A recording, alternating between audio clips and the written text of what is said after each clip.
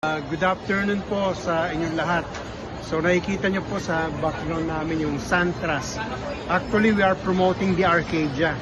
So tatanungin ko yung isa po sa mga believe sa product at dahil sa believe siya, naging product specialist siya. Narito po si Ana Mendoza under the Layona Group.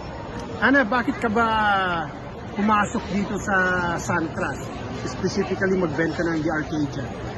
Unang-una po, Kuya Barry, si Arcadia kasi is, yung kanyang subdivision is tahimik, hindi siya crowded, at isa pa yung mga bahay niya is talagang luxury de kalidad.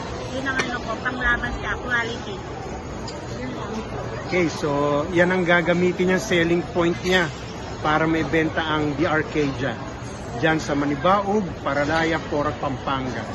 Okay, thank you.